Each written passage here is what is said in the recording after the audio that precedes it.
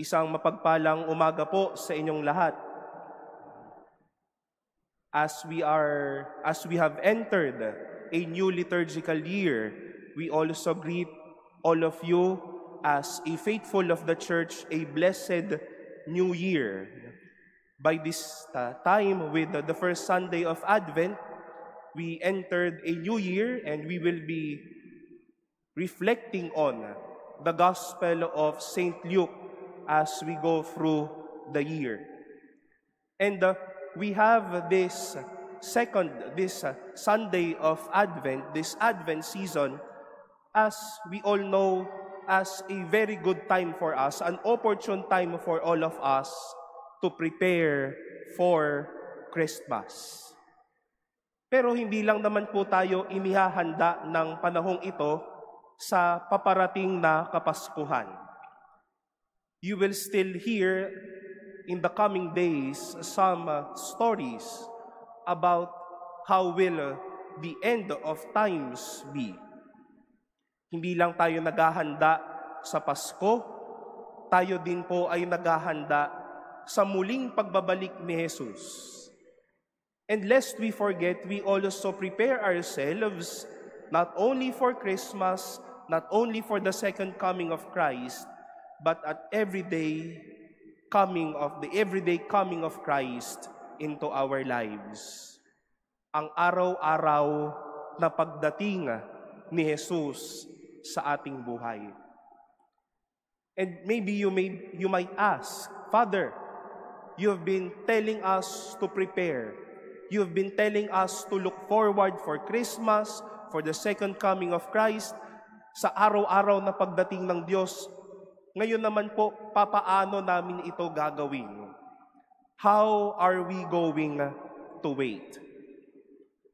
A while ago, after our penitential rite, I led you into this beautiful prayer, and it says, "Grant your faithful, O Lord, the resolve to run forth to meet your Christ with righteous deeds in His coming." To run forth to meet your Christ. Pasulong na hintayin at tanggapin ang iyong minamahal na anak. And some may be waiting in passive action. Malawan tamad, hahantayin na lang bumaba yung bunga sa kanya kapag kapanahon na. Uupo-upo na lamang, relax na lamang, chill na lamang sa buhay na ito. But it is God's desire for us, since we are waiting for someone who is important, someone who is valuable to our lives, then we run forth to meet Him. Dahil kung mahalaga ang hinihintay natin, mahalaga din ang paghahanda natin.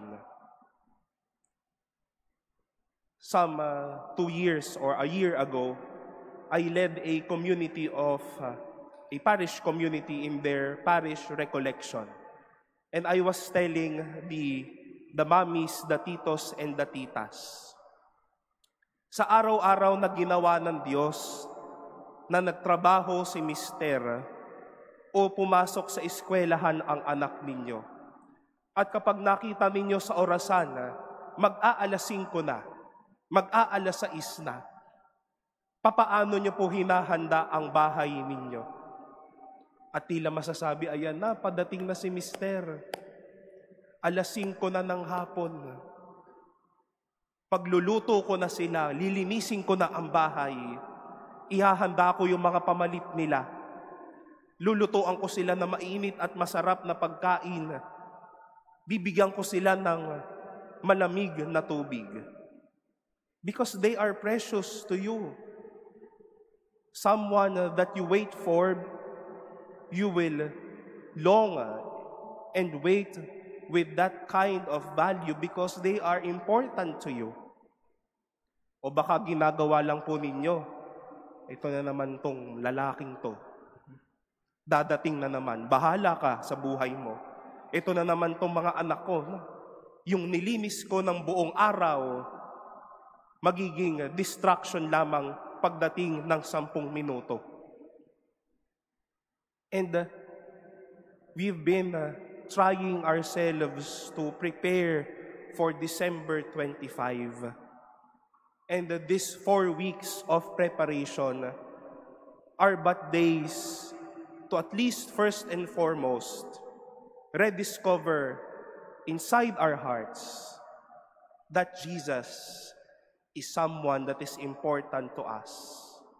At dahil mahalaga siya, we will run forth to meet Him. May saya sa paghahanda. May saya sa paghihintay. May saya sa pagdating ni Jesus.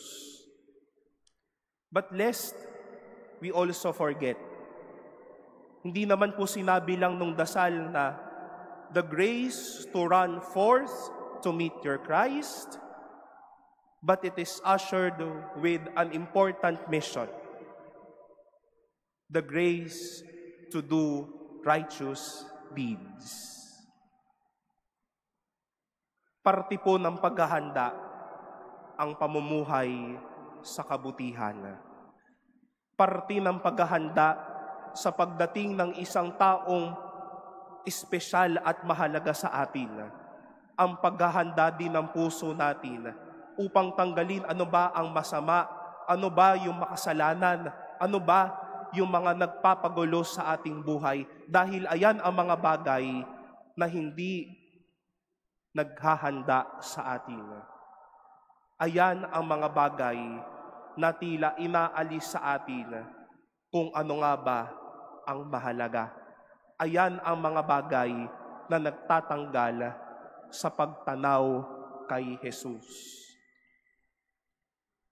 We've read a while ago and we've heard a while ago that it was the concern of Jesus to be aware of the anxieties in life. Baka sa masyado nating pag-iisip sa mga bagay na nakakagulo na sa ating buhay, baka hindi na tayo niyan ginagawang masayang makita ang Diyos. My dear brothers and sisters, these weeks will be weeks of preparation for Christmas. At sana po, isang mahalagang bagay pa din si Jesus na dadating sa ating buhay. As how Filipinos would welcome their foreign friends, their families from abroad at the airport with arms wide open to welcome them, running forth as well to meet them. Sana ganun po ang maging Pasko natin. Pasulong nating tanggapin ang Diyos. Masaya nating yakapin si Jesus. Dahil muli, kung mahalaga ang hinihintay natin, pahahalagahan din natin ang paghahanda natin.